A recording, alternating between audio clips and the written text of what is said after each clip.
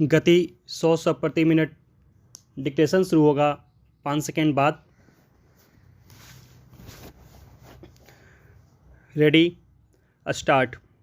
Ukraine युद्ध के 1 साल पूरे होने के कुछ दिनों पहले अचानक कीव पहुंचकर अमेरिकी राष्ट्रपति जो बाइडेन ने कई अहम संदेश दिए।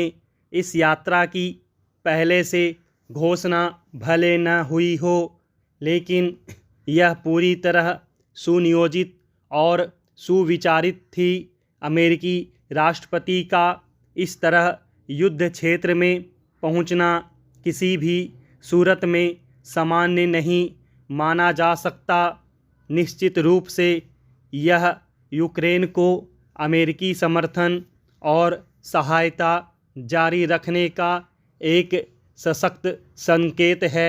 यह ऐसे समय में आया है जब अमेरिका में इस बात पर राजनीतिक मतभेद बढ़ रहे हैं कि भविष्य में यूक्रेन को दी जाने वाली मदद कितनी और कैसी होनी चाहिए। खैर, बाइडेन की यात्रा पूरी होते ही अमेरिकी विदेश मंत्री ने यूक्रेन को और 45 करोड़ डॉलर की सैन्य सहायता देने का ऐलान कर दिया।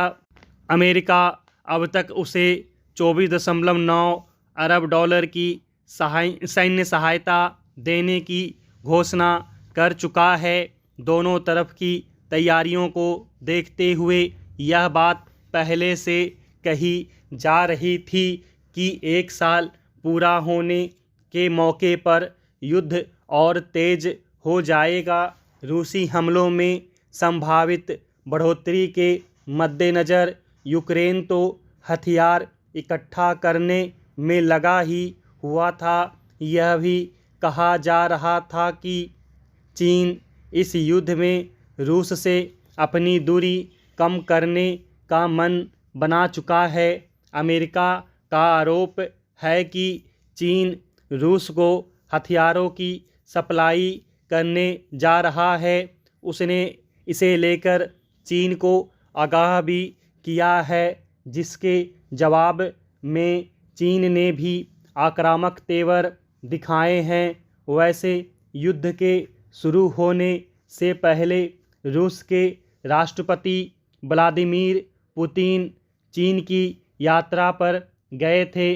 तब दोनों देशों ने कहा था कि उनकी दोस्ती की कोई सीमा नहीं, नो लिमिट फ्रेंडशिप है। अब जब युद्ध दूसरे साल की ओर बढ़ रहा है तो कहा जा रहा है कि चीन के राष्ट्रपति शी चिनफिंग रूस जा सकते हैं। उन्हें रूस से इसका न्योता मिला है।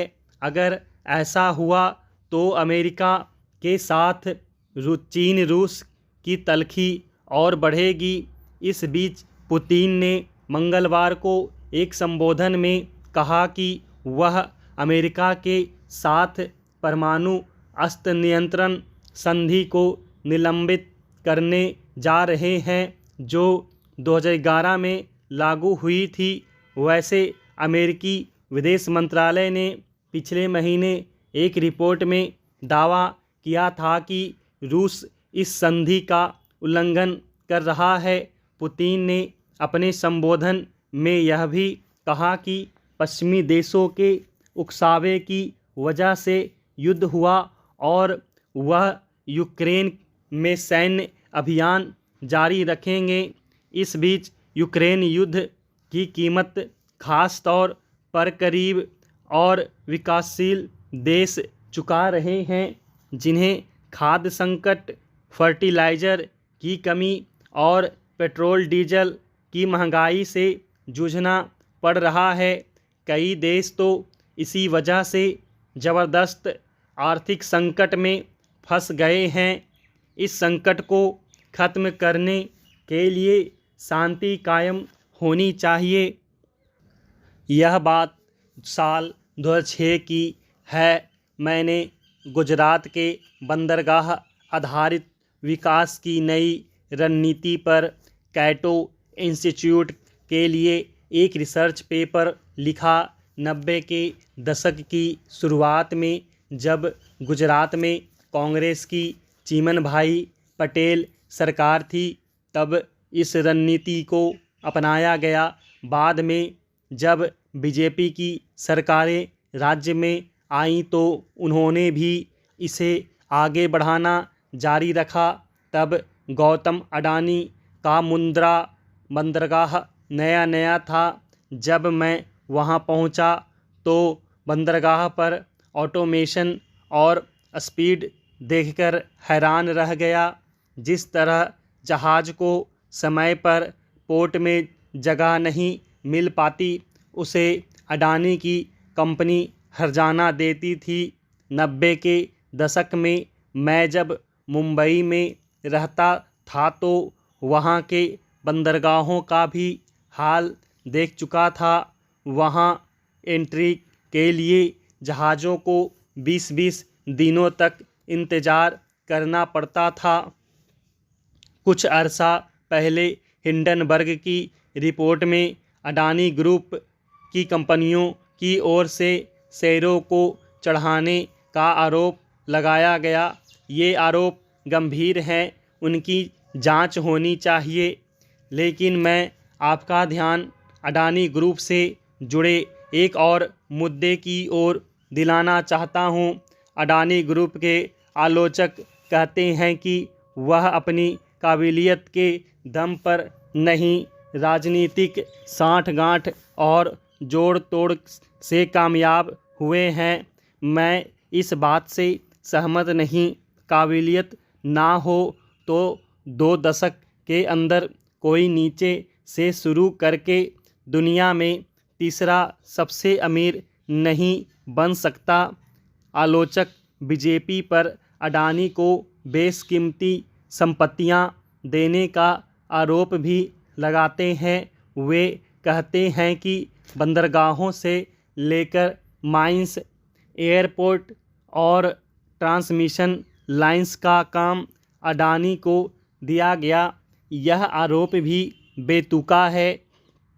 गुजरात सरकार ने शुरुआत में अडानी को कच्छ के रेगिस्तान एक छोटा बंदरगाह ऑपरेट करने के लिए दिया।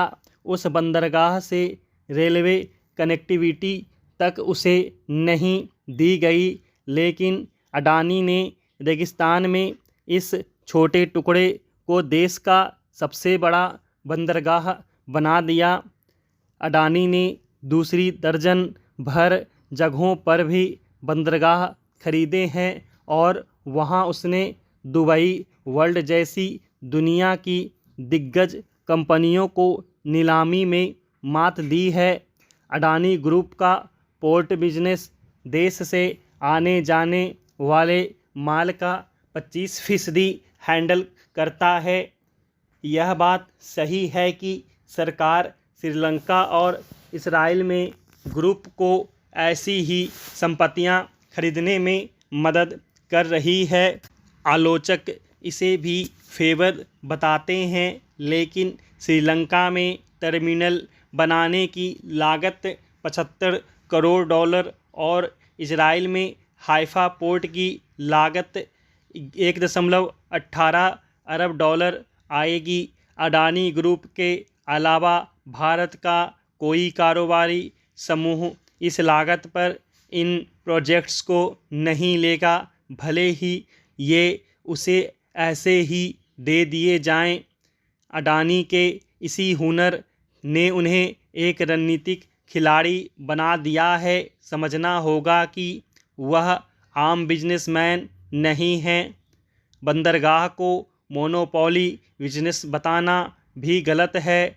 उसे लॉजिस्टिक्स और टैरिफ के मामले में दूसरे बंदरगाहों से प्रतियोगिता करनी पड़ती है। बंदरगाह जब किफ़ायती दरें ऑफ़र करते हैं तभी उस पर अधिक से अधिक जहाज़ आते हैं। स्टॉप।